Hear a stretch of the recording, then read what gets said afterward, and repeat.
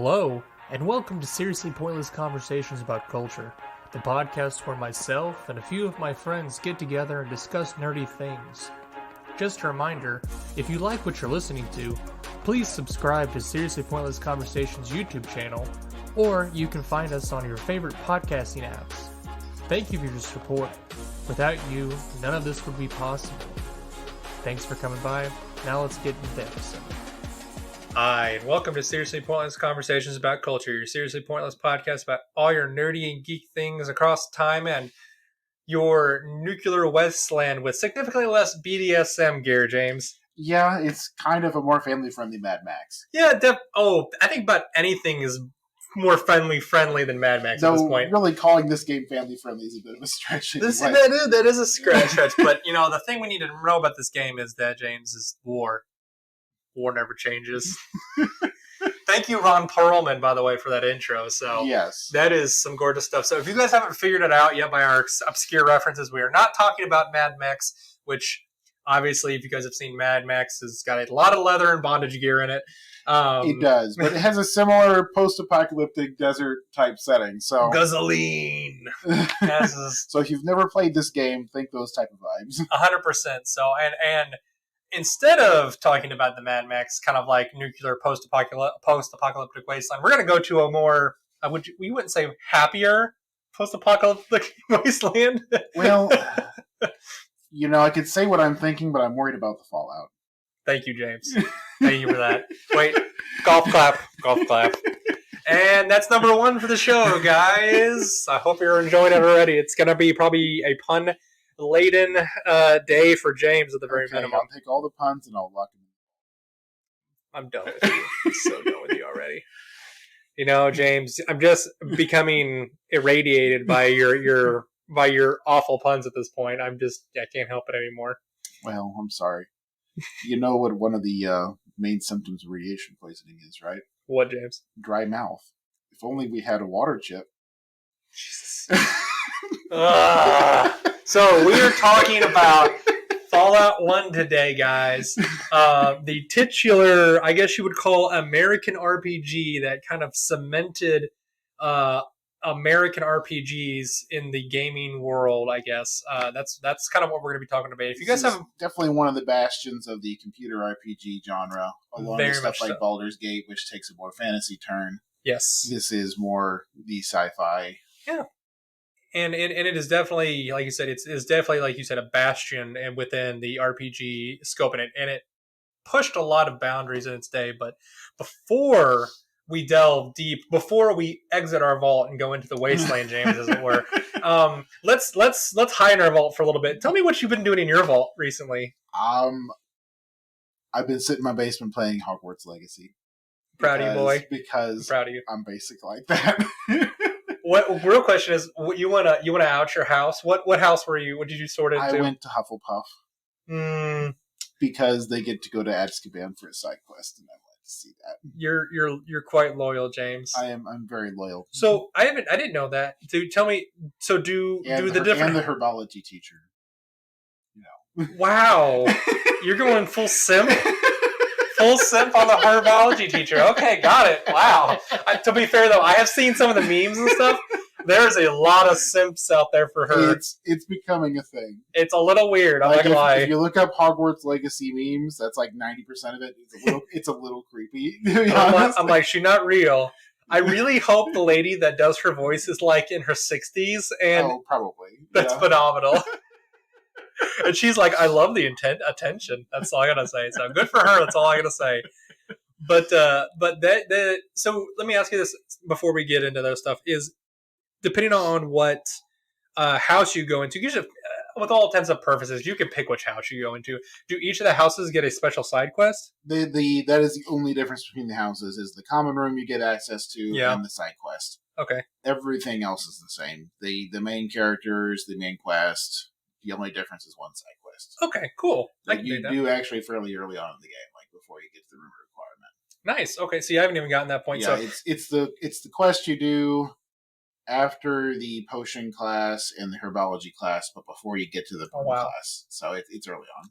Okay, see, so you're about That's about where I'm at. I'm just about to start that. So you're about 6 or 7 hours into it, and I to be fair though, like everyone else in the world, that has just blown this game up. Um, we've jumped on the bandwagon. I started playing. I'm only about 2.5 hours in, and I decided to go with Gryffindor because that's who I am. So for me, it was either going to be Hufflepuff or Slytherin, because Slytherin's common room, like with the lake window, looks pretty damn cool. It is pretty cool, and I did see a thing online. Apparently, if you're careful and you pay attention long enough, and you kind of like run into it, the basilisk from the Chamber of Secrets will straight up just like slide through one of the corridors. Really? Yeah, I have to find that. That'd be awesome. I kind of want to make a character for each of the houses just to see that kind of stuff. Do that kind of stuff, and kind of because you can't get into you're locked out essentially. Yeah, I'm not aware of how to get into them. I've snooped around the dungeons and I couldn't find the entrance. They won't let you in, I guess. So that would be really cool. So I would highly recommend this game to anybody just for the few hours that I've played it. It is amazing. It's gorgeous. It's immense. Yes. And I just did my first side quest outside of Hogsmeade and Hogwarts, and you're suddenly like, oh, there's a gigantic world out there. I know. And the castle's not even. It's a huge castle, but it's a tiny bit of the world. So I'm excited to explore everything. It's humongous. You're 100% correct. Like this is one of those. They put a lot of time and effort. People have compared this to Skyrim, and I think that is a favorable comparison. Very much so. That is not just hyperbole. And the sad thing is, though, I've been reading is they haven't said they're going to put out DLC. If they don't, they're stupid at this point. They're going to have to. They definitely will. I mean, they've already got the framework in the game for paid packs to add on to things. Like they had a launch Dark Arts pack and a launch, special edition pack. Yeah. The game is set up for it. So the Dark Arts pack, it just gives you like new different items. It doesn't give you any special things, does it? I'm not sure. I did buy it because I'm like that. But you're like, I want to kill people. I think if you want to use the Dark Arts, you have to have the pack. Except for I think there's a Dark Arts dueling arena where you can play with it. But I think if you want to have them on your character in the game, you have to have the pack. That's how they're going to do it. I will probably just wait until if they are going to put out more DLC, and I'll just buy the. There'll be a bundle or a season pass, I'm sure. Yeah, I'm perfectly okay. I mean, the game is gorgeous, and it's begging for ridiculous cosmetics, and you just want to be able to Avada Kedavra anybody. I would be pretty satisfied, but I don't know, the game's immersive enough that I don't want if I want to break the role play or not. We'll see. So far, I've been the nice Hufflepuff. That's right, you have. But yeah, so far I'm really enjoying it. So have you done anything else? Because I know you're kind of in the midst of transitioning into some nights. So yeah, I'm going to be doing on nights next week, and so that's the reason I bought this game. It's like I need something I can obsess over for 3 or 4 days. And 3 or 4 days. This is going to be like months, probably. I know, but something I can pour some midnight oil into this week. Yeah. I think it'll be fun. Have you and Kelly been watching anything, I guess, or nothing? Oh, we've been going through the new season of anime. There's nothing really stands out? I mean, there's Revengers is kind of cool. There's a new season of the I don't want to get hurt, so I'm going to max out my defense. Yeah. The new season of My Hero Academia really pops. Yes, it does. It's pretty damn good. It is continuing to carry in a way that few shonens can consistently be great. I really hope it pushes as far as it does, because I've been trying to keep up with it, and whenever I do sit there and watch it, my kid actually is like, "What you watching, Dad?" Like, he actually really enjoys it. So I'm kind of like, a little part of me is like, whenever you get a little older, this will give me the opportunity to go back and rewatch all of it with him. I'm pretty sure Might was one of his first 100 words. Yes. I mean, it wasn't the first 10 probably, but he definitely was saying that on our couch, but he wasn't saying a whole lot else. I'm proud of him. That's all I know. He's my boy. Because that was something I think Kelly and I started him on, actually. He was over we were babysitting him, and we're like, we need something to entertain a child that is kid-friendly. To be fair, the first season, but not boring for me to watch. And yeah, season 1 of My Hero Academia is pretty kid friendly. Yeah, after that, it gets a little it's hit and miss sometimes. It's getting darker as it goes, which is okay. I can understand that. It kind of has to, because they're growing as the characters are growing up a little bit more. So Yeah. But yeah, I'm glad you guys are watching that, and it's something I've always really enjoyed. But How about you? So I too, obviously, as you've heard, I have been playing a little bit of Hogwarts Legacy, loving it. I won't go much into that because we've already kind of squished all over that a little bit. In my in between like downtime in my breaks, like during my lunch hour at work, I've been trying to play a little bit more Binding of Isaac. Have been trying to get some of the other items that I just haven't gotten around with the new characters and stuff. Mm-hmm. I have a few words. Fuck the Lost is all I have to say. Yeah, I have a 50 streak death streak going because I hate this character, I James. have not completed a single game as the Lost, and that's because I haven't tried very much. It's I keep telling myself that I'm going to do the arcade mode yeah. and get like the 999 coins in the arcade mode because then the Lost starts with the shrouds. So Yes, you get a free hit in each room. helps. Yeah. And like I haven't done that yet, so I'm like until I do that, I'm not going to waste my time on the Lost.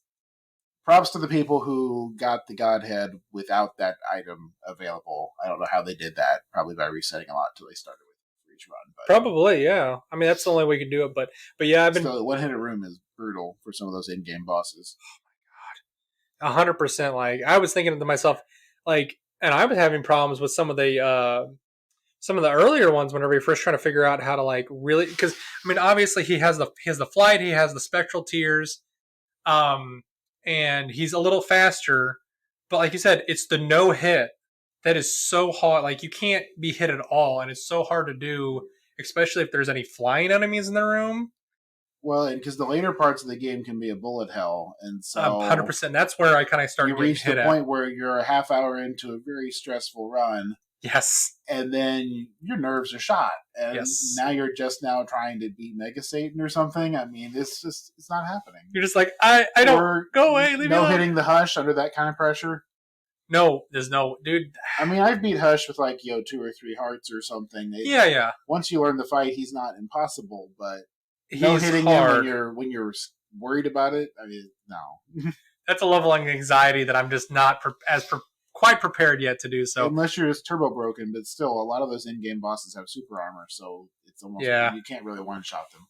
No, you really can't. So, but I've started playing with him a little bit, and if you manage to pick up Godhead, then props to you. But I don't know if I'll be able to get that far with it, but I'll work on it a little bit. So, but yeah, I'm gonna do that and play some other of those little characters. But in the watching arena, Jackie and I we were watching the OVA for Ancient Magus Bride.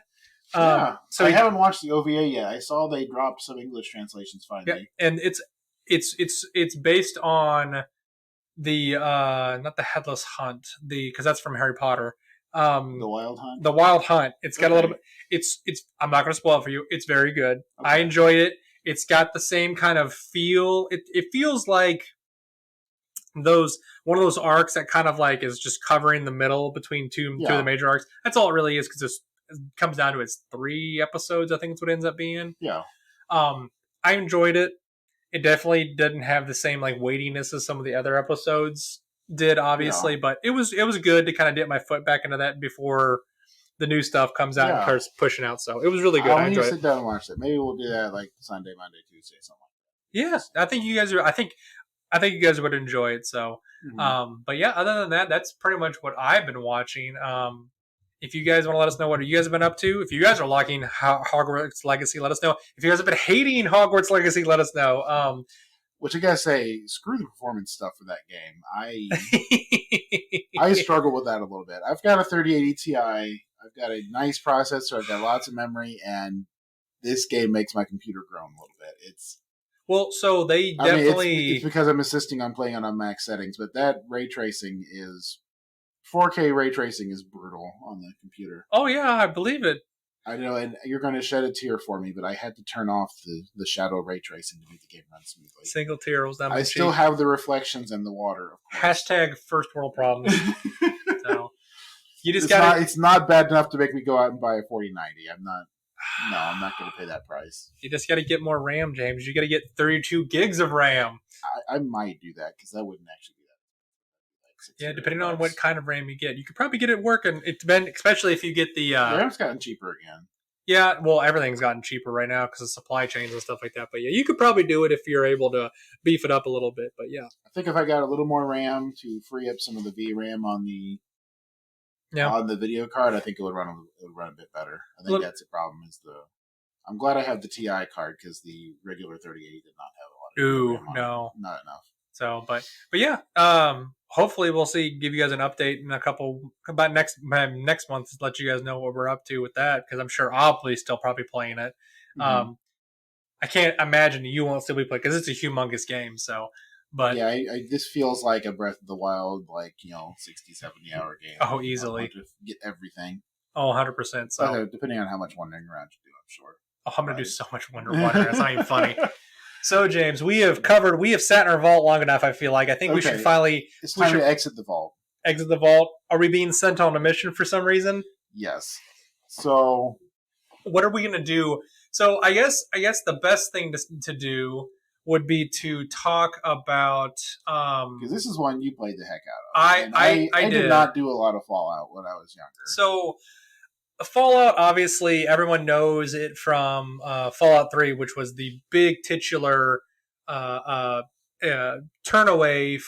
from... the first two were popular. Very popular. But they're like a turn-based grid RPG. Yeah.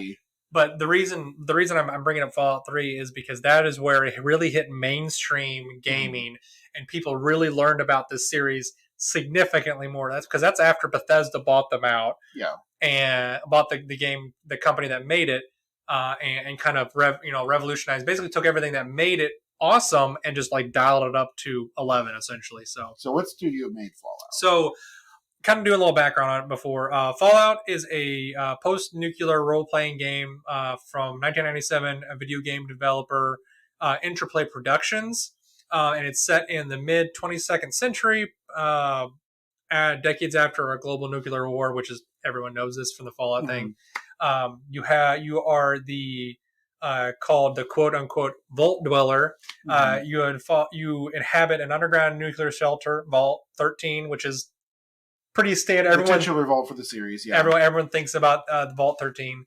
And so the whole thing behind this is after you've kind of customized your character and set up your stats like you do in all the Fallout games, you're sent out into the wide world. You're basically sent as the sacrificial lamb because your water system is failing and you need the quote-unquote water chip to keep surviving. It's apparently too complicated to manufacture, so you have to go find one. So the overseer is be gone. You're the first person to leave the vault in generations. They're like, you're our only hope. Go save us. That's exactly right. And the vault opens up into a cave full of rats. That is right. And so many people have died. Because this is a 90s RPG, and of course you have to start with rats. That's 100%. That's the way it is. Which I'm pretty sure was probably a joke on the developer's part. Oh, 100%. Well, it's because every game, every RPG, like Baldur's Gate, which was a couple years before this, not too many, had the same kind of idea behind it. I wonder if this was them making fun of Baldur's Gate, to be honest. Probably. I'll be honest with you. It probably was. Just because Baldur's Gate, if you go back and play it, it definitely has its rough patches. And like you said, that first, like most RPGs at the time and like Baldur's Gate, there really isn't a tutorial. No, this is back when games came with beefy manuals when you bought them, and they expected you to read and understand the manual. You want to know how big this one was? If you ever played like Diablo 2 or Diablo 1 back in the day, yes, the manual is required reading for this game. You have to. Nowadays, you could just pull up a 10-minute YouTube video, but like I said, at least 10 minutes. Just you mean I had to learn the material to actually do stuff, James? I had to memorize things? For example, if you want to use a skill, you have to pull up your skill list, which, to my modern eyes, just looks like a list on your character stats. Click the skill, and then click on what you want to do. Yes. It does not give you a contextual prompt. No, you have to figure that shit on your own. Yes, exactly right. And it is not clear from the art which objects are meant to be interacted with and which are just background. You're supposed to figure that out. And on top of all that, you have interlay problems on the grid system that you're interacting with, and you might be trying to click on one specific item, and it won't let you click it because something like is just like the spatial thing is just partially like, say you want to lock pick a door, but the way it sits, it's touching another item that's like just slightly on the background of the door, and it won't let you click on anything but that object. And it's like you're clicking the table instead, and it'll be like, why are you trying to lockpick the table? You can't unlock pick the table. You're like, well, how do I get in this door? It's because the perspective is slightly isometric, but the game grid is 2-dimensional. Yes. And I'm not going to lie, the urge to pull up a GameFAQs article goes incredibly quickly. It just made me feel that inside myself. I'm like, I haven't thought about that webpage for years, but every once in a while I'll get on it, and just for funsies, because I enjoy going on those kind of really deep dive things, and that's just. But that's the thing, though, right? It's like that is how we learned to play games back in the days. It's either by playing it with each other, or just the sheer amount of, or just throwing a sheer amount of hours into something. Yeah, this is the type of game where failure is part of the fun. Yes, very much so. You're meant to throw your head at the wall until you figure it out. The game even gives you like an arbitrary time limit, like 150 days. Yes. Or else the vault is going to just die of thirst. And it tracks the days. Yes. Like every like step you take in the game, every turn you take is like 10 minutes or something.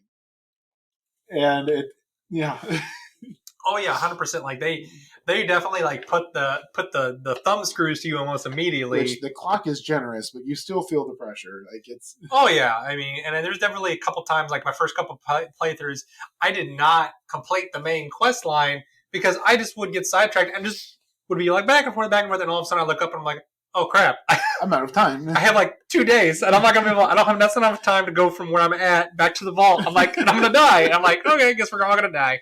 Yeah. But it is a really kind of fun kind of game to get into, and it's very nice and nostalgic wise if you guys have never played these games. But especially for us, though, I will say where I think a modern person would really enjoy this is the writing for the game is great. Yes, 100%. So especially the way the storyline plays out and the ending, I think people would still really, really enjoy that. The writing carries well. No, very much so. And a little bit more background on this game, though, before we really, really dig into the story and the different factions and the gameplay and all that stuff that you're going through here. So Tim Kaine, who is actually the original creator for Fallout and really pushed this, he began working on this in about 94. And did he move on to Obsidian whenever they made Obsidian? I do not remember. I'd have to look that up a little bit. I think he was briefly there. So, small spoiler, the guys who came up with Fallout, they did the first 2 games under this first company. So they actually made 3 or 4 games. They have Fallout 1, 2, and then Tactics. And then 2 games that we talked about. Yes, we don't talk those other ones. Tactics and Tactics and something else. I think there's another one which are just Wasteland, that's right, Wasteland. And then that's whenever Obsidian came in, and they reformed a new company called Obsidian, which was owned by Bethesda, which got owned by Bethesda. Yeah. So Tim Kaine started making this, and he started a game engine, which like most RPGs, they make these game engines based on RPG systems. Which this turn he actually started working off of a well-known game creator, Steve Jackson Games tabletop role-playing game, GURPS. Yep. That is very normal for a lot of RPGs. Yeah. They take think of GURPS as like the role. It's I don't know. I don't know how you would really define GURPS. It's a pre D20 system. Very much so. And so it's not well thought out. I'm trying to remember even like it's arcane in the way that like first edition D&D is arcane, where I'll be honest with you, I really didn't look a lot into it. But let's see, GURPS Light. I don't know. It's never a good sign when there's a light addition to a game. 4th edition. Oh my goodness, I'm sure it's not even that. Yeah, but anyway, it was based on. Oh yeah, this is definitely like so it could basically cover just about anything. So it's yeah, okay, this makes sense. So I mean, this reminds me of the D20 modular systems that came out in the 90s, where it was like roughly based on like the 3rd edition D&D era like D20 system, but just modular plug-in type stuff. Oh yeah, this was like heavy. This would be you and I would probably, if we dug into this, we'd probably enjoy that. I do not think Tara and Shayna, they would kill themselves. Yes. Or Kelly. But Kelly might. She would probably. Kelly would be like, "Here, make me a broken character. I'm gonna go write a 50-page backstory." Yes, and she would be like, "I can handle this for about 7 or 8 sessions, and now I'm done with this because you guys are getting way into the minutia of things." So anyway, it's based on GURPS. So and this is like we said before. This is like an old school computer RPG where the entire rule set is running in the background. Yes. So that's another thing that really kind of you have to get grips on with, is that you have to understand that the combat is something you don't really understand, especially in this game. It's something that's going on in the background that you don't really see happen. You just kind of see, you think it's random a lot of times, right? Yeah. Well, it's like it has you pick stats on the very first screen. Yes. And what you don't realize when you start is that those stats are your entire character. Yes. I mean, there's some skills too, but it's mostly the stats. Do you even? I forgot. Do you don't get to level up your stats as you do? But I don't think you level up, but there is some stat boosting equipment like the power armor. Yes, and not every stat can be boosted the same. I know you can increase your skills. The skills you can. I think you learn new skills. Yeah. Yes, but you cannot increase your stats. Not like you do in the new ones. So you have traits. I've heard it's most like New Vegas. Yes. Of the modern games, is the one most like this original one. But because it's a turn-based RPG, yes, the stats matter way more than in the new live-action ones. Very much so. Where you can use tactics to kind of bring it out. In a turn-based game, it's like a zero-sum game. There's only so far tactics will take you if you don't have the raw numbers. Yeah. And they do have things like partial cover and full cover and things like that. And it as does, you get more gear and stuff, it changes. But it does change it quite a bit. So, and that's why that system really kind of, if you know that system and you kind of had played RPGs ahead of time, it makes it a little more sense. Like, this is why I was like playing this. I could kind of understand a little bit. So yeah, I can understand. I could honestly tell you, like, if Jackie started to play this, she would last like 5 minutes and be like, "Nope, I'm done. This is dumb. I can't deal with this." This is a game for someone who has already played pen and paper RPGs. Very much so. Not 5th edition D&D, like 3-year-old or like yes, a real pen and paper RPG. Very, very much so. So. But anyway, so as he developed this, he added this new, Tim Kaine added a couple of things to kind of make it unique. Obviously, the setting and some of the things that made the character creation, quote unquote, special. James, yes. Which, using this, what he would call a special system, it's said about, hey, these are the things that he used a system called special, which would essentially were your character traits, right? Yeah. Your attributes, they had, what was it, strength, perception, endurance, charisma, intelligence, agility, and luck. Yes, those are the attributes. Those are the big ones. 1 to 10 in each one. Yes, 1 to 10. So yeah, and as you kind of build out your character, he would let you kind of like build out the character a little bit more.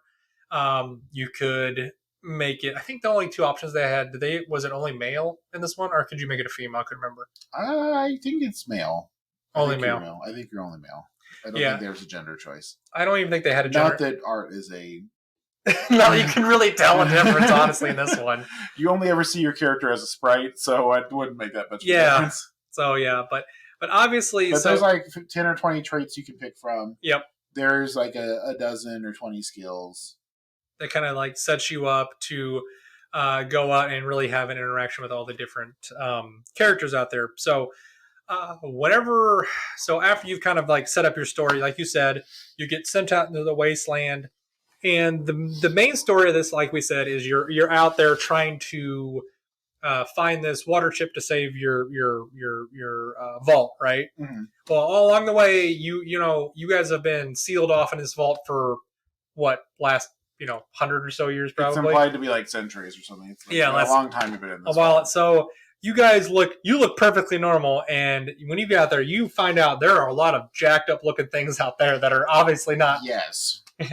So, I think the first thing you encounter are rats of unusual size. Ah, yes, the ROTSs. The rouses, yes. The ROTSs, yes. Which can take up to 2 bullets to put down. I heard those were a myth, James. Yeah.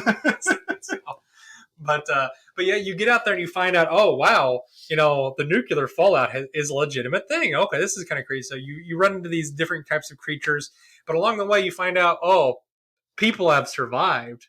Yes, but like some of them look normal, but some of them don't look normal. Some of them aren't. There's a literal city of undead. Yes, which is very cool. The necropolis, straight up called the necropolis, which is great. So I had a blast with the different factions because you get they start you off easy. That you get into the main town. I'm trying to remember what it's called. It's Junktown, I think it's what it's called. Junktown's the major settlement. I think the first one you encounter is like the Dust Bowl or something. Yeah, on the way to Level 15. I just remember the guy that you talk to. Him and his daughter are kind of like having a tiff, and they never get along. But that is a smaller one. Everyone there looks fairly normal. Obviously, there's a couple guys that are like, I'm going to wear biker gear. I'm cool.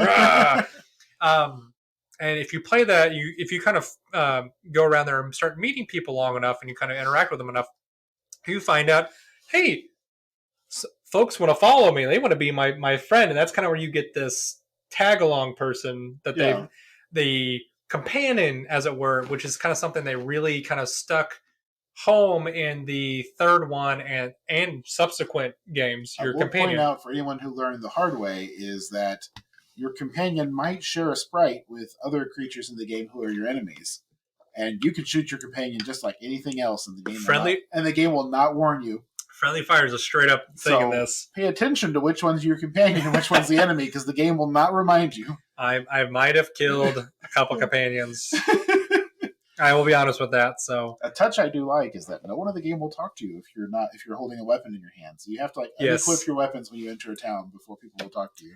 So obviously the things that we really like about this are the environments that you run into and the storyline, which the story is phenomenal. So you go out, you kind of like start meeting these factions, but you find out there is a bigger overarching story here, right? Yeah, it's like you're initially in it to get this water chip for yourself. But as you're traveling around, you run into these super mutants. Yes, and you find out, these big, like almost immortal Mamba Jambas who just destroy you. Yeah, they're just destroy you. Yeah, because they're essentially the orcs of the Fallout universe. They're like the Warhammer 20k orcs. Yes, they are like they know how to use technology, and for somehow they don't know why it works, but they can put it together, and they are super strong.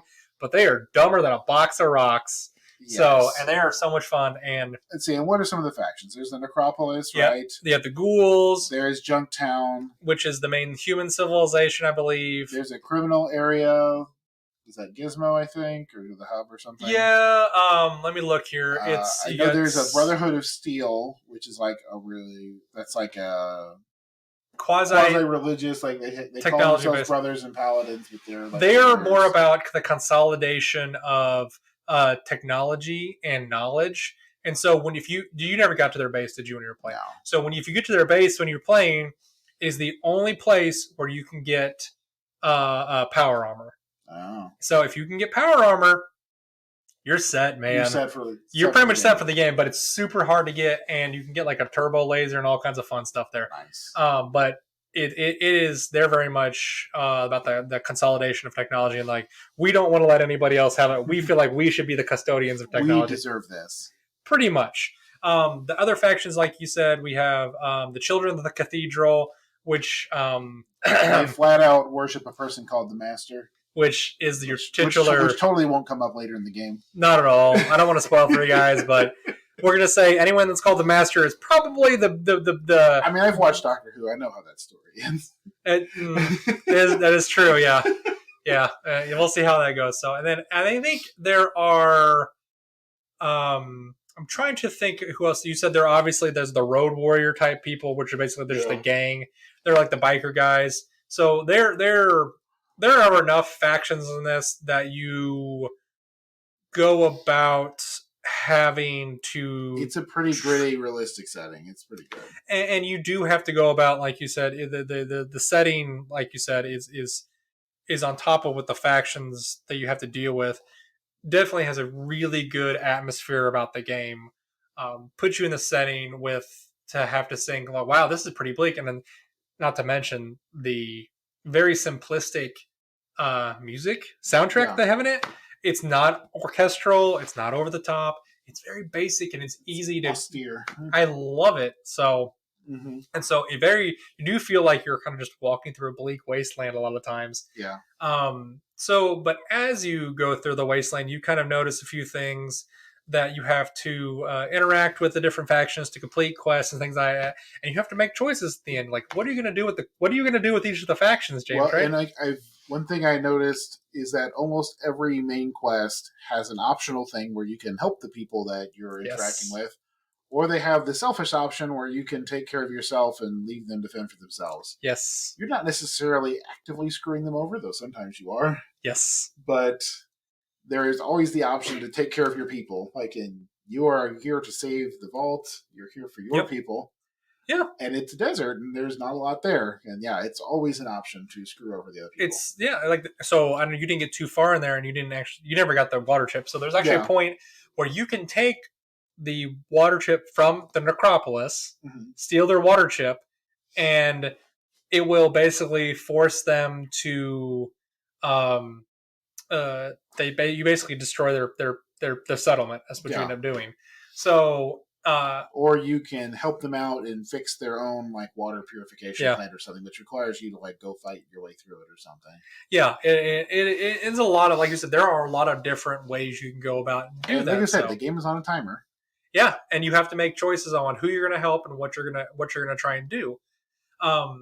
So it's a wonderful story. I don't want to ruin it for you guys if you haven't played it. Obviously, it's almost a 30-year-old game at this point. Close, yeah. It's more than 25 now. So it's no, it's but 20... I will say the ending is a doozy. I know you did watch the ending. I watched some of the cutscenes and stuff, and whew. It is fun, and it really kind of like you see where they pull a lot of that stuff into Fallout 3. Like it almost feels like all they did was like, hey, we're gonna upgrade this to a first-person type game, and really just expand the world a little bit, but keep the storyline and everything to it. Which, to be fair, that's fine with me. Which was why I love Fallout 3 so much. And that's one thing I find today's like computer RPGs are more accessible, I think, because they are real time. Yes. And some are first person shooters, some are third person, but yeah, having the game mechanics a little bit more distant and having more character agency on how you approach problems makes it a little bit more fun to play. But yes, very much. And also helps those of us with significant ADD problems. They're going to sit there and read the 121-page manual. Just hypothetically, James. I looked up to see how big the manual was for this. It's a book. It's just like the one that you get for Diablo and Diablo 2. It's a fat, thick boy. Yeah, it's a thick boy. It's a thick boy. So, kind of going off of the story a little bit, what did you... Okay, well, let's get into the kind of more the gameplay of this. Well, here, if you don't mind a digression real quick. Digression. You mentioned Diablo 2. For example, something you may not know about Diablo 2. Yeah. Did you know that whenever you run in Diablo 2, your armor drops to 0?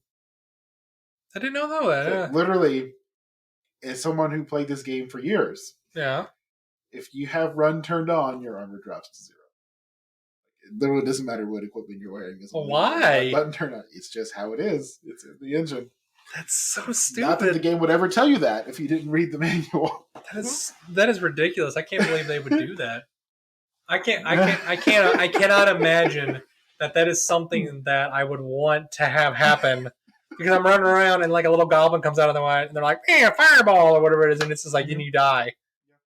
That's ridiculous. Oh. So anyway.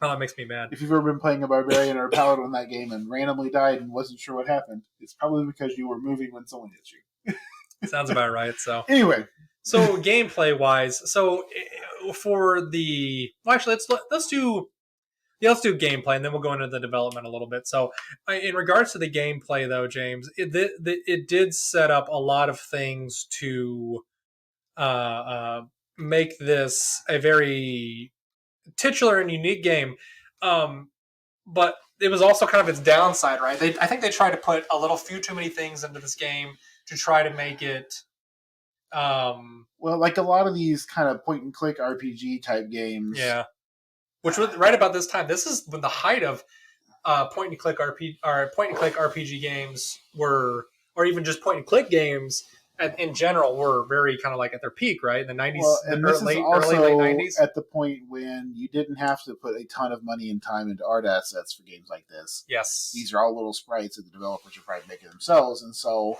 if they want to throw in a system that lets you do drugs for a temporary boost in your stats, for example, hypothetically, we would never condone doing drugs. It's cheap development wise to do so. And so this game has layers of subsystems and little things you can do, and one-off abilities and like little one-off quest things. It's heavy in a way that you don't.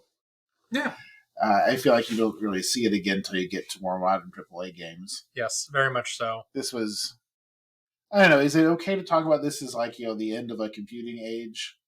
Because this is like whenever games were starting to break into that, live action 2 to 3D space. This is like it's like a late 90s game. This is, to me, I would call this the end of the DOS era. Yeah, it's like this is in the vein of games like Zork and stuff, where yes, it's a deep world, mostly carried by writing, and before there was a lot of eye candy and stuff. Now this game has some 3D cutscenes, which for the time were probably incredibly expensive to make. Oh yes. Well, so it's kind of like it's the same kind of like how I break it up in my mind.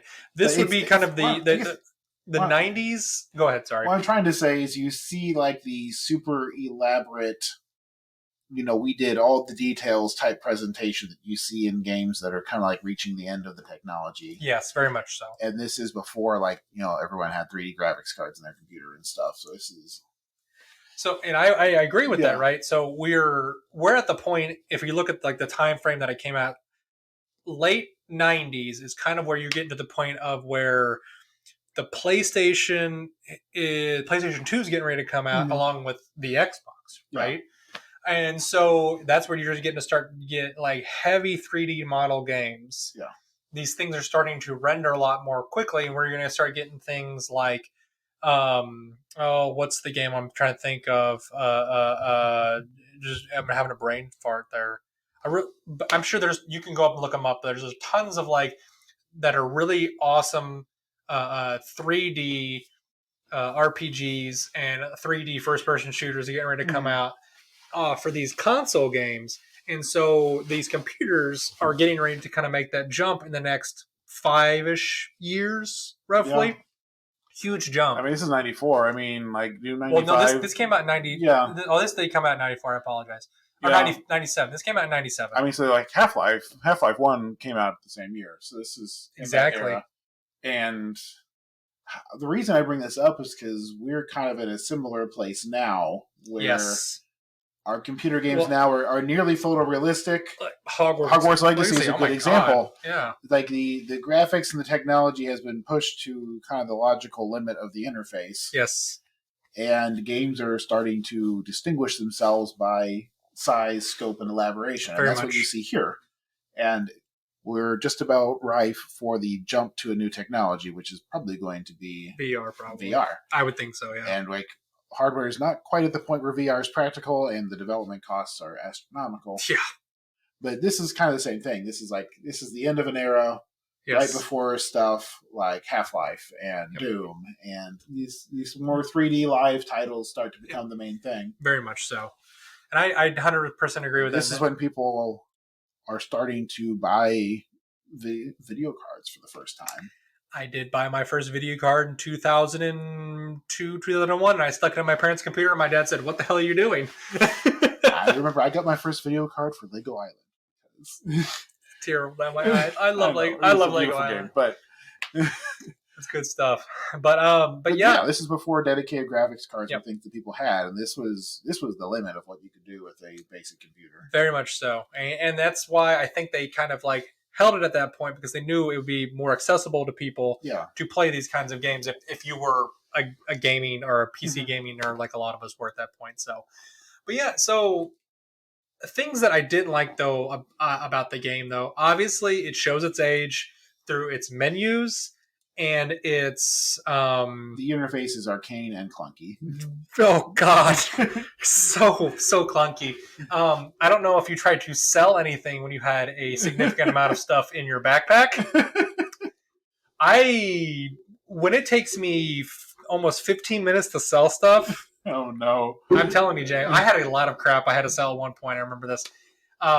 It's ridiculous, and the fact that I can only buy one thing at a time from a seller. Mm-hmm. That's, you can't click on how many you want. You have to do one at a time. Go back to the menu. Buy one. Yes. Like I said, there were definitely some flaws in here. I mean, it took me a good 2 or 3 minutes to figure out how to loot the first corpse. I mean, exactly. It is not intuitive. No, at all. And that's the thing we've really been harping on a lot about this. And that is something that they definitely fixed in Fallout 3 whenever they made that transition over. You have the little pop-ups from your Pip-Boy, your Vault Boy. Well, and he pipped up and he's like, "Did you know that you can use the VAT system?" And it's just like, "Oh, that's cool." It's like in-game little like hints and things. People don't realize that today's video games are like a curated experience. Dude, they hold your hand way more. Hogwarts Legacy is a good example. The first, even if you just blast the main story quest, the first 5 hours at least is a handheld introduction to the mechanics of the game. Very much. In this area of game development, they would have just been like, here's the menus, figure that shit out for yourself. We did it. No. I think you've said that incorrectly. They wouldn't tell you, here are the menus. They wouldn't even tell you. It would probably be bound to a random key button. Probably like X for extreme menuing. That's right. And you have to figure it out for yourself. And then when you push that button, a menu flies up out of nowhere and smacks you up against the head, and you're just like, oh! And you have a bruise on your face, and then you go to school, and your teacher's like, have your parents been beating you? You're like, no, I learned out what the menus were for Fallout 1. Yeah. That's what happens. It's like you ever played Dwarf Fortress. Yes. It's like 15 menus deep. It's like, oh, that's how you make steel. Exactly. That was a labor of love right there. I played it for a little bit because you really enjoyed it.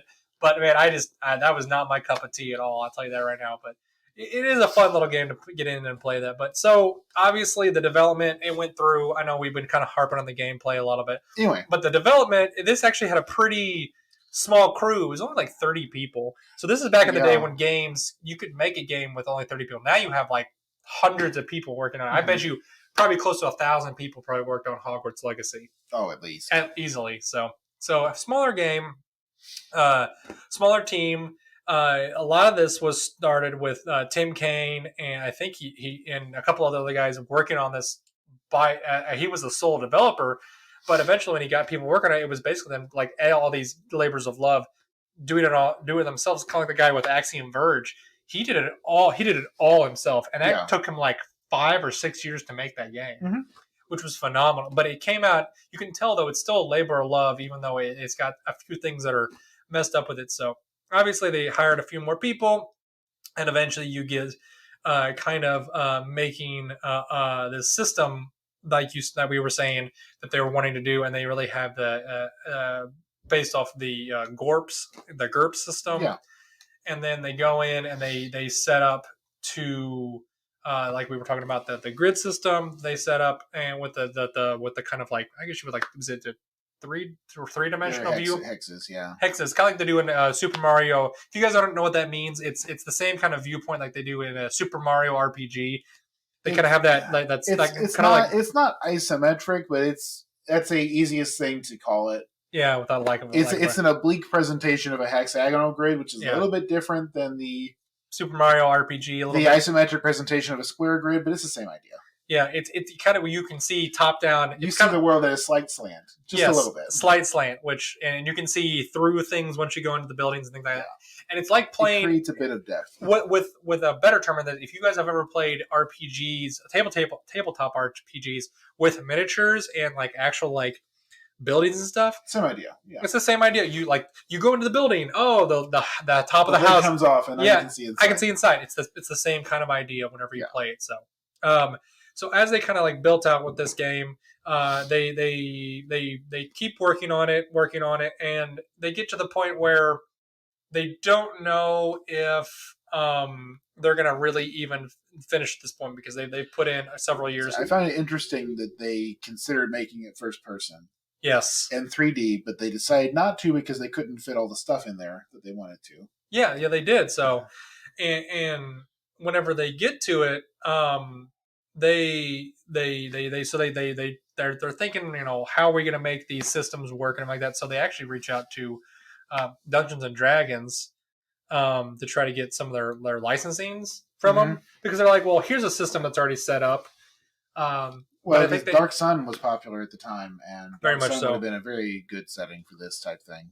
And the thing is, they were also looking at this was that they thought to themselves, hey, can we use the system that's already set up that people really enjoy and kind of make it, go for that? Well, they weren't able to require that, if I remember correctly. They just went with the GORP system. They kind of made their own a little bit. And if you really want to see some nitty gritty like math shit, dig into the code. And I got bored one day and I've actually found somebody the source code for it. I found the source code for it, and it's actually very interesting to watch from a coding perspective and kind of like from my field. It's really fun to see this kind of stuff and see how they break things down and how they say, oh, if then this, if else that, and it's like it's got to be arcane because it's a custom made engine. It's very arcane. What started as like a 10-person team, so your dad would probably really enjoy it. I'll be honest with you. I would think we could nerd out on it a little bit more. So it's very fun to look at. But obviously, they didn't go with the D&D licensing stuff because it was just a little bit outside their thing. So they decided to go with. And they actually lost the GURPS license too. They did. Halfway too, yeah, and it is one of those things. It's like they just you get to the point where it's like whenever you have a conflict of what you want to have in a game and what person you're licensing something from doesn't like it as much. It seems like this game was in development hell, which I know very much so. A game being made from 94 to 97, I think, by today's standards, is not a long dev cycle for a big game. No. But this was when most games were pumped out in 6 months. Oh, easily. And the fact that if you even look at it, though, it's really not that, by today's standards, it's really not that gory. You play something like Doom Eternal, and it's just like you're ripping things. Like you literally do a slight cut scene where you rip something in half or rip its head off and shove it back in its body cavity, and blood everywhere. This would have been an R rating for the time. Oh, 100%. Not quite an MA rating. But it's definitely got some violence in there. But it might get a PG-13 now. But it's pixelated enough there you can't really tell what's going on. Yeah, it's not frank, but yeah. So it but it is really good. So, but after all this kind of development stuff that they had issues with, they did eventually push it out, and it was actually very well received from what I remember. It came out to critical acclaim. Very much so. You got some of the old magazines. Obviously, you got GameSpot and GamePro and all these PC gamers really saying, like this for the time. They're like, this is a great game. It's quote easy and fun to use is what they called it. But then again, this is back when you had to. We talk about being clunky now. This was pushing the boundaries of. This was quote unquote polished for the time. This was highly polished. Yes, very much for the time. So. But obviously it didn't, it sold well enough to warrant a successor, and I think additionally 2 more games that weren't as successful. The second one was also pretty well received from what I remember, which we can talk about that at a later time. But obviously this garnered enough success that we have the introduction of Obsidian buying them out, and then Bethesda buying out Obsidian at that point. Which is where you get to the point of where you have this, Fallout New Vegas, where Obsidian comes back in and actually just straight up was like, behold, we've brought it back to its former glory and made it like way better than anything you guys could have ever made. Well, and this game suffered a little bit because it was competing with Diablo, which came out at about the same time. Yeah, and to be fair though, Blizzard had a little bit more backing behind it because they already had. It was a Diablo or Diablo 2? It was just Diablo 1. Okay, so but in Diablo though, you actually can have multiplayer going on, right? If I remember. Diablo was multiplayer. It was online. It was real time, and so it scratched those RPG itches for. Dare I say it, a younger generation. Oh yeah. I mean, this was a game for hardcore role-playing fans. Very much so. And whereas stuff like Diablo and Baldur's Gate was a newer, kind of lighter take on the same genre. Very much so, and it was definitely a little bit more accessible. To, I would say Diablo was a little bit more accessible. Diablo had very dark themes too, but Yes. But it was a much more accessible title. Very much so. So I think that's why it had kind of a little more of an edge onto it, which is why Blizzard never really got acquired until obviously later down the line. Like I said, so Fallout 1 was popular. Yeah. It wasn't the generation-defining game that Diablo was. No. But it was popular enough that we have a whole series of it now. And it's gained steam over time. Very much so. And that's why you have these big... you have... In a way where the most recent Diablo games have kind of fallen flat. Yes. What are you talking about, James? I loved the mobile game. Yeah, we've beaten that horse to death already. Okay, fine. And Diablo 3, I know Diablo 3 was a classic example of too big to fail in the modern gaming industry, where it's like, oh, it was a flop, but we're just going to keep pushing patches until it's a success because we already sunk a $500 million or something stupid. Probably. So they definitely got to the point where they've gained that recognition and they ended up being bought out. But I would say this, James, how do you feel like their legacy is really gone? Do you feel, because you never really played, have you really played anything other than, did you play Fallout 3 or 4, New Vegas, or any of those? I played a touch of New Vegas before I got distracted by something else. So I've never really played a Fallout game. Oh my goodness. Start to ending. But that's the thing, man. They're all for free on Game Pass, and you could literally play them whenever. I need to sit down and play them. I probably need to just play New Vegas. I've heard that's kind of the peak of the. It is peak, right, and it is thin enough that you could probably get it done probably in good 20. If you play just the main storyline, it's like a 16-hour game. But if you do all the stuff, you're looking at more like 30, 40-hour game probably. Yeah. You can probably hit it after Hogwarts if you ever want to do that. But so James, let me ask you this so we can wrap up a little bit. How many rad scorpion stings out of 10 would you give this? Well, my first character took, I think, 5 scorpion stings to die. So you're gonna give it 5? Oh my goodness! And that was what I remembered, that this game has permadeath. That is right. No,